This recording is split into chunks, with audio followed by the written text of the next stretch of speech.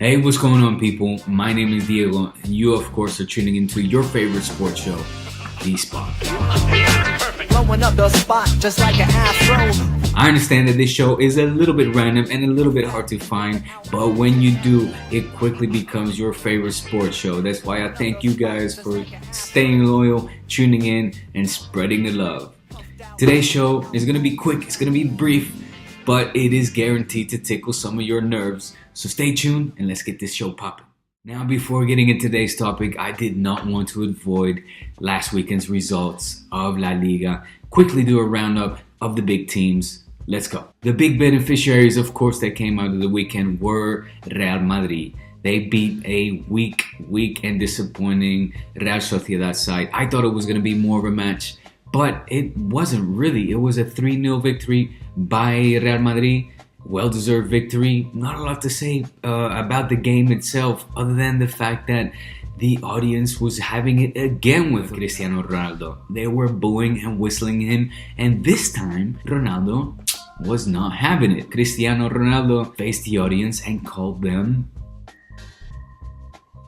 hijos de puta. That's right, he faced them and called them sons of bitches. Testy times at the Bernabeu. Testy times, crispy ambience at the Bernabeu between the fans and their superstar. Like I said, he did get sweet revenge and scored a goal who he didn't celebrate with the fans with, but rather pointed at his loved ones in the VIP boxes. Let's see how that develops. On to the next one. Sevilla and Barcelona, the title contenders, the title chasers, I should say. Disappointed as well. Sevilla lost, as a matter of fact, and Football Club Barcelona only managed to draw against Betis, who were an inspired side. In fact, Betis deserved the win on the night. Yes, they did. And Football Club Barcelona, of course, did get that disallowed goal, this gol fantasma as they call it. However, they played absolute pitiful football. Disappointing.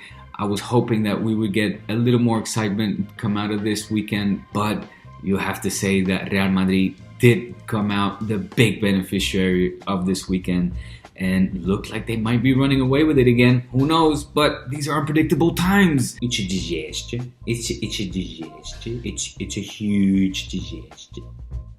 In any case, I quickly want to move on to the next topic because I'm really excited to discuss this with you and see what you have to say about this. So let's continue to the next one.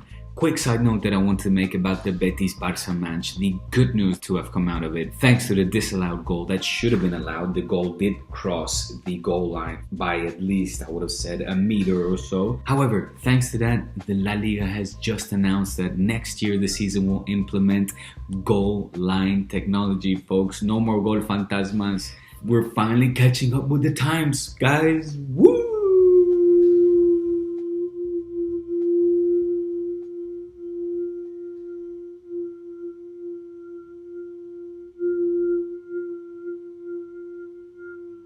Still there.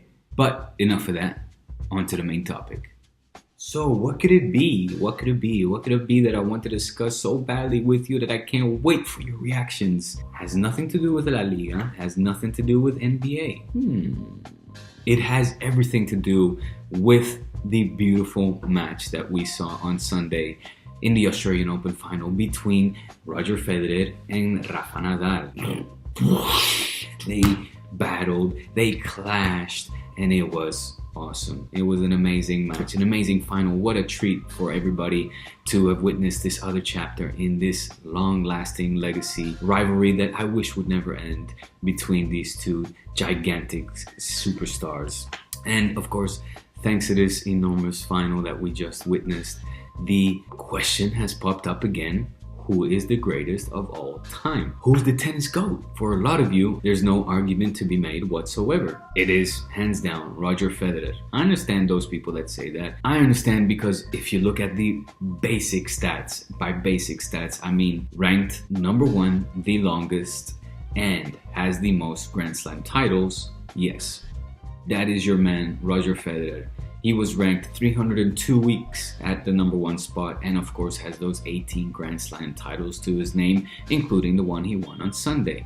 Nice stats. However, I think there's a debate. I think there's something to be said for Nadal's case. Surprised?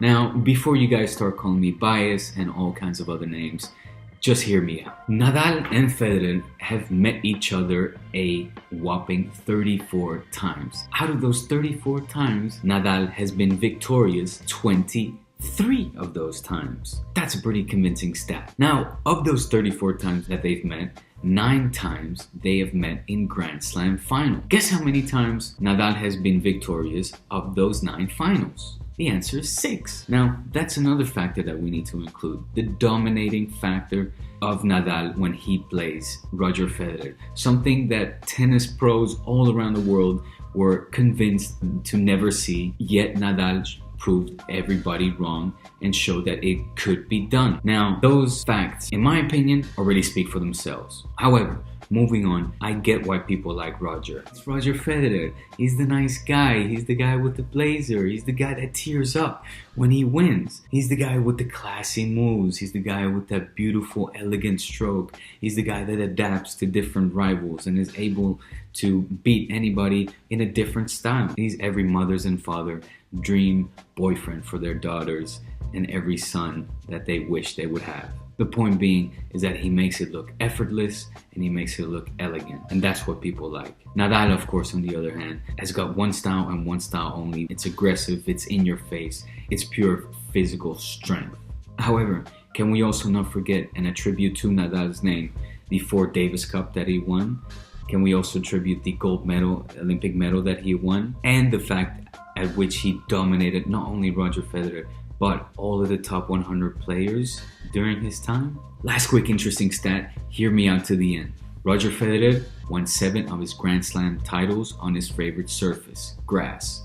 Rafa, on the other hand, won 9 of his Grand Slam titles on his favorite surface, clay, 7-9. Now, I know you guys are gonna say I'm biased. I know you guys are gonna say I'm full of crap. And I know you guys are gonna say who the hell am I to even bring up such a topic and debate this? Who the hell am I?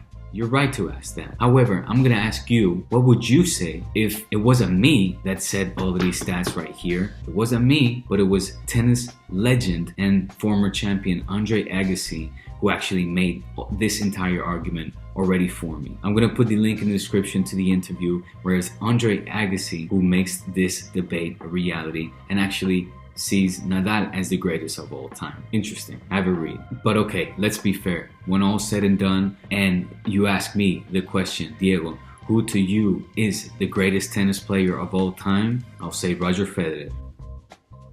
As long as he's not playing Rafa Nadal, it's clear. But lastly, I think there's something that we should be discussing, which is much more important, because if you ask who is really the greatest of all time, then we're hands down, no argument, no debate needed whatsoever. The answer is Serena Williams. Serena Williams is the greatest, not only tennis player, but athlete of all time.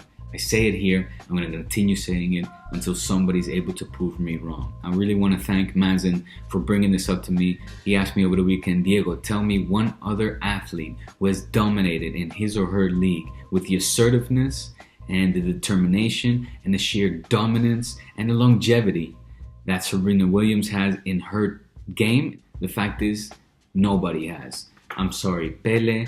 I'm sorry, Muhammad Ali. He's obviously stood for something much more than was just a boxing icon. Nobody can take that away, but he didn't last as long as Serena Williams. No, sir. I'm sorry, Maradona. I'm sorry, Messi. I'm sorry, Mr. Michael Jordan, my all-time idol, as I'm sure many of yours as well. But also Michael didn't do it as long and as dominant as Serena has been, winning titles since he started. 2 decades of dominance. Serena Williams, you are the GOAT. Here from D-Spot, I tip my hat off to you, and I look forward to seeing you in many, many more finals, because it doesn't seem that she is stopping anytime soon. And that is it, guys. That was the show. Make sure you share, make sure you subscribe, and let me know your opinion. Let me know, guys. Let's start a little debate going. I look forward to all of your comments, and as always, have a beautiful week, and we'll speak soon.